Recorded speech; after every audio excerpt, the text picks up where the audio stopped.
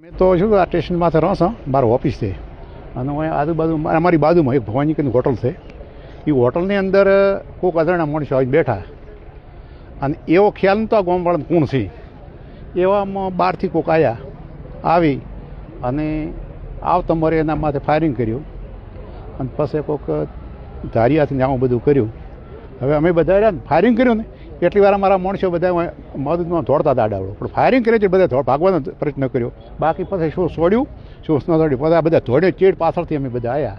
આવીને જેમ કે અમને તો ફાયરિંગની બીક આવતી હતી. કેટલા વ્યક્તિઓ હતા અને કઈ રીતના આવેલા? અંદાજે એમ કહેતા હતા, બધા અમે આવીને જોયું ત્યારે એમ કહેતા કે 3 માણસો હતા અને આવનારા 3 માણસો હતા. એટલે પાછું શું છે કે એને ફાયરિંગ ઓલાને માર્યો, એને પાછા કોઈ પડ્યો હતો એટલે પાછા 2 ધોડ્યા. એની પાછળ પાસે ઓલા જે હતા ને ભાઈ આ મારવાવાળા એ વળી ચેડી ધોડ્યા. પાછા એ બધું ગોમ બારી જોઉં પછી અમે બધા ગોમવાળા ભેળા છે અને તાત્કાલિક પોલીસને ફોન કર્યા.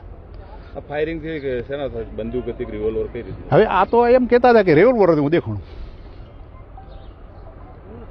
જિલ્લાના લાખણી તાલુકાના કુવાડા ગામ ખાતે આજે એક ફાયરિંગ વિથ ખૂનનો બનાવ બનેલ છે.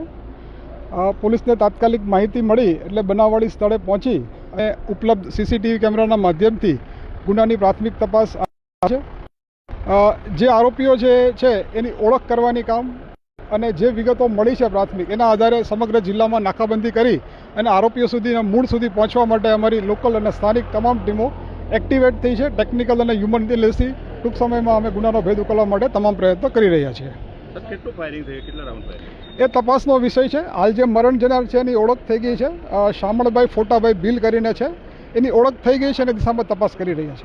શા કારણે હત્યા થઈ છે? એ આપને વિગતે જે તપાસમાં બહાર આવશે આપને વિગતે જણાવીશું.